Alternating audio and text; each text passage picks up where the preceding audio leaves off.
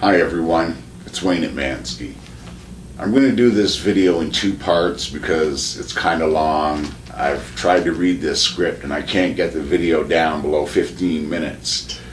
So what I'm going to do is I'm going to do the video in two parts. This will be the first part, and then I'll stop it and I'm going to restart it, so I'm not trying to upload this long 15-minute video. It's just easier on the computer and everything if I do two short videos rather than one long video, and it might, help break up the monotony of listening to me talk. Okay, so here we go. I've never read from a script on camera before, but what I have to say is so important that I wanted to make sure that I didn't leave anything out. I'll warn you now that what I have to say won't be taken well by some people, and that's what I expect. I've been thinking about doing this video for a while now, but just recently I witnessed someone's twisted way of thinking about hunting, hurt a friend of mine. A couple of TV shows that I watched also made me decide now is the time for this video. The first thing I want to talk about is the direction of the hunting industry and how it is setting itself up for a slow and sure death. About 10 years ago, a Canadian company did a phone survey all across Canada. 2 years ago, WEO did the same survey and came up with the same numbers. If you doubt our numbers, do your own survey and see what numbers you come up with. Okay, when asked, 85% of Canadians said they feel that people hunting for food with no waste is totally acceptable to them. Over 90% said that they did not agree with trophy hunting, managing deer for antlers to be killed by hunters, a hunter traveling around killing animals just so he can say he did it or completed some kind of slam. Okay, that's not acceptable. 100% of non-hunters who are exposed to the hunting media said they see the media focused on trophy hunting for the most part. That being said, we all see what the hunting media and the hunting industry is doing as far as promoting trophy management, trophy hunting, and competition between hunters. Many products bill themselves as big buck killers. One goes as far as to say, if you don't use our product, you better hope your neighbors aren't.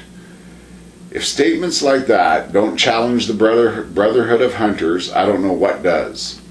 I don't believe there is a product that will help you kill big bucks specifically, and I don't think a product should be promoted to kill big bucks.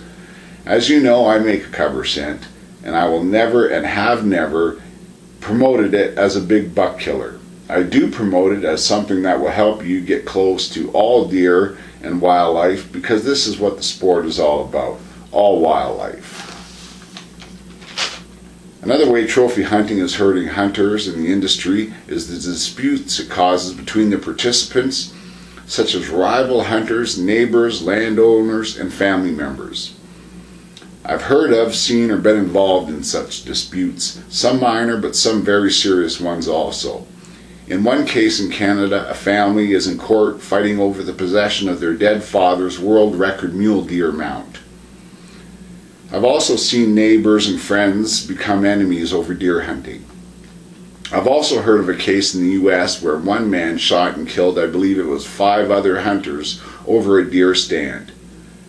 I spoke to a game warden in the U.S. and he told me that the biggest part of his job involves disputes among hunters over deer and hunting territories.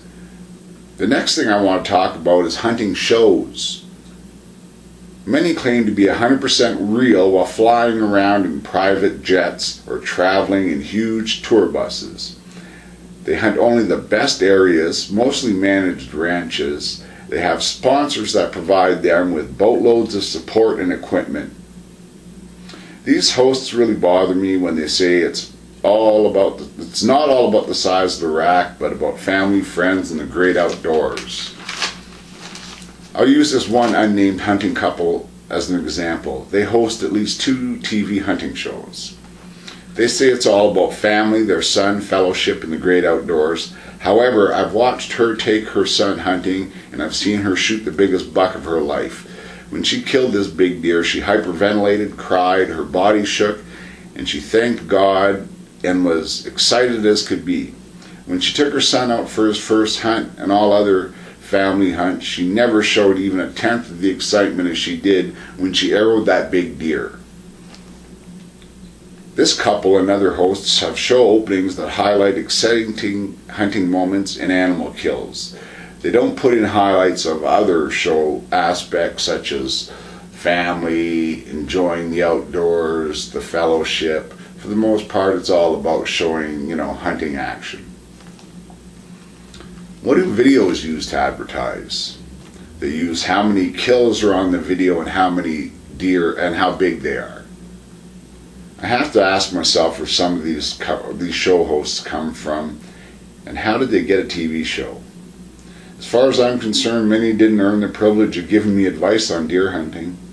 Some of these hosts are more suited to give me advice on bleaching my hair blonde or how to look cute on camera than hunting. Another show host preaches, always take broadside shots at calm animals.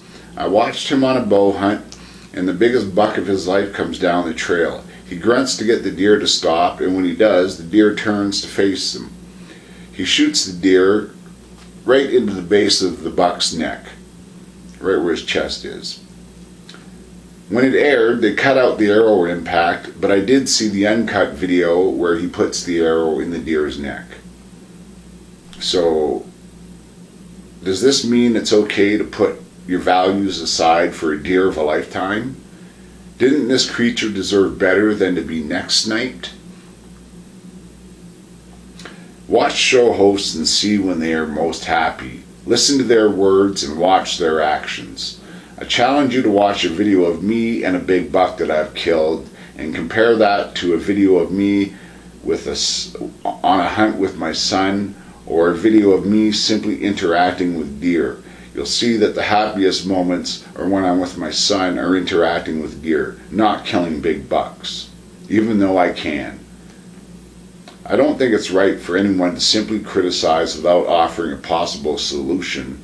So now that I've criticized, I want to talk about how I think things could be improved for all of us. And I'm going to do that in the second video. So check it out.